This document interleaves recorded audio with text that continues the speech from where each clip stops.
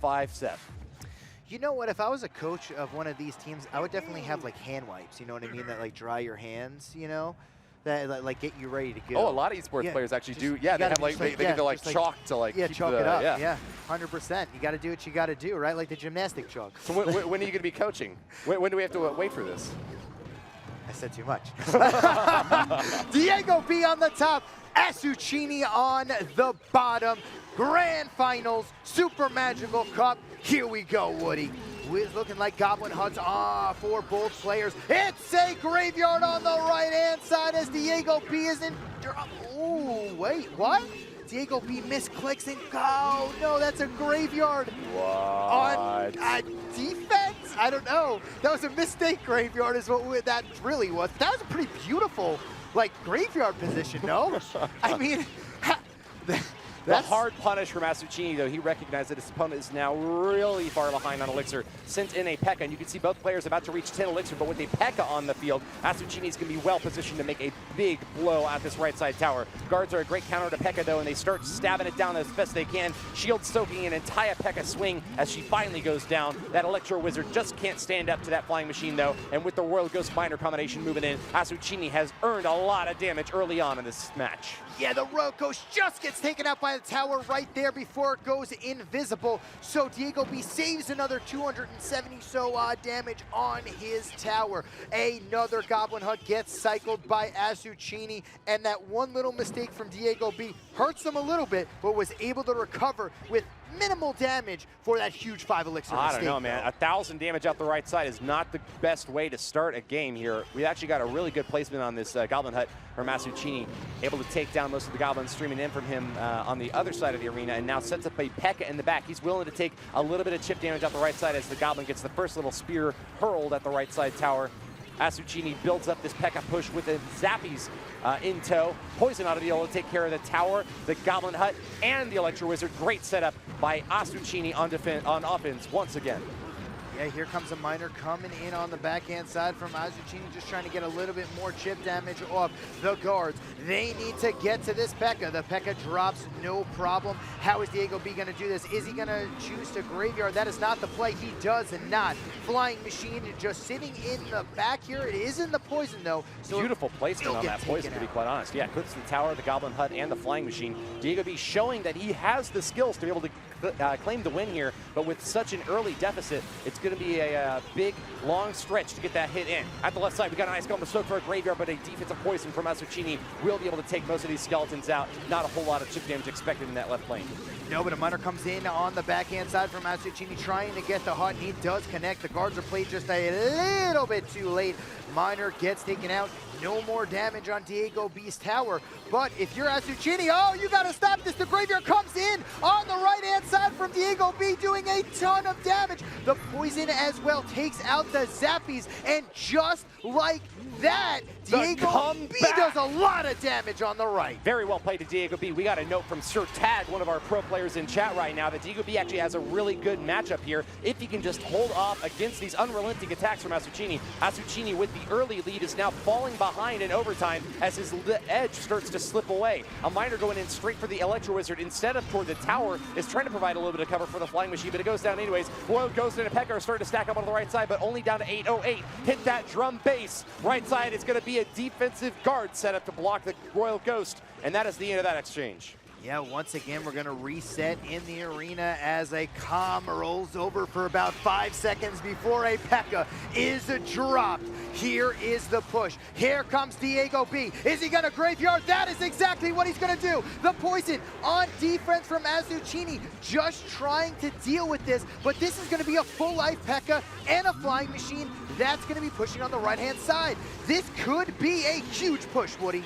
Clip from the right side, the Flying Machine gets most of those skeletons down, but still takes a little bit of damage. Nice miner placement, avoids most of the guards at the right side, and is able to get the tower down to 616. This is going to be an incredibly close match one, as we finally are going to find out which of these players will move ahead. A naked graveyard at the right side with no cover whatsoever. ASUCHINI's low on Elixir, though, doesn't have the poison to be able to stack the defense up, and the skeletons are only going to get zapped down. Right side is now within poison range. The poison goes in. It's a miner that came in too slow at Diego. It doesn't kill your entire tower.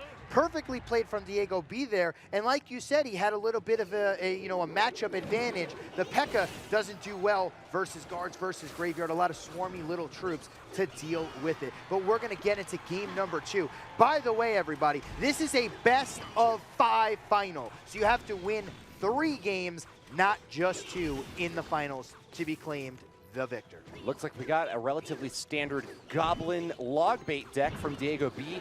Goblin Gang, Barrel, Princess, and even the Knight, old school style. Diego B marching in the left lane to try to clear out this Flying Machine and Goblin Hut, but it's going to take a little bit more than just the Princess. Ice Spirit added on top gives her just enough clearance to get through. Oh no, a poor minor placement on defense. ASUCHINI winds up taking about 700 damage in the left lane from a well-placed Goblin Barrel by Diego B. Yeah, and now you see this deck from Diego B here. It's the old school bait style deck. Is this one of those picks where you're up 1-0, I'm gonna use a deck that I've probably played 1,000 games with and have it really comfortable? You know, I know how to counter every deck with this kind of archetype, kind of pick from Diego B, kind of playing it safe in essence. I think that might be part of it. Not a very safe play to rocket a Goblin Hut, though, and extremely aggressive to dump a Goblin Barrel when you're that far behind an Elixir. ASUCHINI has actually an amazing opportunity right now to turn this thing around if he can support these Zappies up the left lane. He's got Zappies and about another 2 Elixir to play around with here. Princess is not going to provide much of a threat against this push, but the Goblin Gang gets the work done in the center here. Tower's going to take a little bit of chip damage from the Flying Machine, getting 1 shot off, but still above that 2K mark. Diego B has held off against ASUCHINI's primary attack, just down 1 Elixir now. Yes, and ASUCHINI's last 2 cards are a P.E.K.K.A. and either a Log or a Zap. I've seen it with both. A lot of players have been using Zap yesterday and today, but it has been used with Log as well. He doesn't have I would say it's a Zap because he would be logging these Goblin Barrels. You know, that would be the easiest way to deal with it. So I'm gonna say it's a Zap and a P.E.K.K.A. And there is the P.E.K.K.A. Zappies are behind this P.E.K.K.A. right now, and can he push and get this tower on the left-hand side? But oh no. my, no! Woody, we don't even see Inferno Tower anymore with this deck, but what a choice, because there's a P.E.K.K.A. on the field. I am incredibly impressed by Diego B. This is a monster performance. Inferno Tower does go down, and there's still quite a bit of damage out the left lane, but Diego B has got plenty of room to be able to soak a little bit there. He actually is behind now. Hold on. Diego B takes a big hit and couldn't get anything done on the counterattack. ASUCHINI is starting to turn this game around, and with an aggressive poison, will chip the tower down below the 400 mark. Just a little bit more spell cycle will get the win as we go into overtime now. The next tower will win it. Yet here comes a Goblin Barrel on the left-hand side. It doesn't take it in a rocket range, though. He's got to cycle all of his troops. He does not want to get Minor poisoned out on the left-hand side. Oh here comes a rocket from Diego B. Woody, this is going to be close. Rocket from Diego B means that there's only 1 more chance for ASUCHINI to get the win here. He has to attack right now. The Flying Machine gets the lock. That thing is going down. Diego B has it first. The base race. Quite a few close games himself earlier on in the bracket, and I would not be completely surprised if he manages to get a game or 2 off, or even manages to reverse sweep Diego B. Well, we're about to find out what is going down. There's a Goblin Hut coming down from ASUCHINI and a rocket from Diego B. Could Diego B be running the exact same deck? And as I alluded to earlier, a deck that you've played 1,000+ times is a very, very comfortable deck to play, because you know it in every matchup. Probably the only reason why he was able to sneakily win that last game. It's a very interesting and, dare I say, atypical strategic choice to be rocketing these Goblin Huts. It worked for him pretty well last game, though. And running another version of this classic log bait deck. He's going to start taking a lot of damage out the right side. The arrows go down to try to deal with that Graveyard, but not quickly enough. Over 1,000 damage from ASUCHINI as the right side goes down to the triple digits. Tears from Diego B as his tower gets hammered. Yeah, this is probably the hardest counter you can go up against if you're running a bait-style deck. That Diego B is. I mean, there's just no possible way you can stop a Graveyard. I mean, you have arrows. The only thing you have is a Goblin Gang. Like, that's not really the greatest answer. He doesn't have a log. He has arrows instead, so that's 3 Elixir, not 2. So it costs 1 more to deal with it. ASUCHINI caught him off guard and is in prime position to at least make a comeback here and keep things interesting versus Diego B. Let's see if Diego B can bring it back, though. Just like last game, could he do the impossible again? I see players chanting Nova strong in chat as they prepare for ASUCHINI. Ascendant, this right side push, getting the tower down to 839, might be an opportunity for Diego B to just say, you know what, we're done with that right lane. We're going to go hard out on the left side and try to take it down. But no, instead, sends in Goblins down the right side and can't find the connection he's looking for just yet. No, Princess continuing to stay alive here, doing a lot of chip damage to the Goblin HUD. Ice Wizard is going to take out one of the Princesses. The Poison takes out the other one on the right-hand side. We're just in, he's just going to be Poison cycling for the rest of the game. ASUCHINI does not have to take any more risks in this game whatsoever with very strong defense in the first couple of minutes. He'll just be a little bit more spell cycle away from finishing off that right side tower. He's already got the biscuit. Will Poison and Log be enough? I think it is just barely enough to finish off that right side. Yeah, he's already got the biscuit. Why risk it? The Mega Minion's going to swing on the right-hand side, and it's all but over with 22 seconds left. Yeah. Double Princess at the left lane. Diego B had to make one final stand. Sends in the Knight on the left, but no, Goblin Barrel is not going to be able to connect to the right side. Ice Wizard rather is a fantastic defense. ASUCHINI rolls a log through on defense, and one more little tiny tick from the Poison gets the job done. ASUCHINI with the turnaround now has got a 1-0 victory against Diego B in the third game. Victorious. We're going to find out, can Diego B close it out here, or are we going to a game 5? I'd say that something that really impresses me about ASUCHINI is that he never gets disturbed by being behind, by being in a high-pressure situation. I think that he'll play in an 0-2 the exact same way that he plays when he's in a dominant stomping match. I think that being behind against Diego B is certainly not a comfortable position, but ASUCHINI is one of the players who can handle it.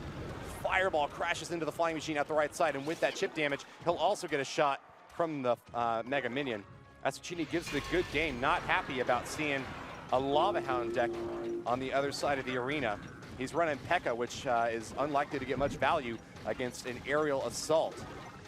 Yeah, not much value at all, especially when he probably has guards in that build as well. Diego B, that is. Here comes the Lava Hound on the left-hand side. Zappies are down for ASUCHINI. They're going to do a good job, but just like we said, guards are probably one of the hardest counters to P.E.K.K.A. He needs to knock off the shield. Not only does he knock off the shield, then he needs to kill the skeleton afterwards, as the P.E.K.K.A just kind of stays in the same position. But there is a Royal Ghost pushing on the left-hand side. What does he have for this, Woody? Nothing, it seems. He's got the Mega Minion to swipe it down, but that's still going to be over about 700 damage, in fact, on the left lane. ASUCHINI with a nice little poke and prod in there early on, but hold on, he's going to need something heavy to deal with his balloon out. So on the right, he's got a Flying Machine to start poking it down. Will that be enough? Fireball crashes into the Goblin HUD and the Flying Machine, and that's going to be it. Balloon gets the drop out the right side, and ASUCHINI has taken a massive blow.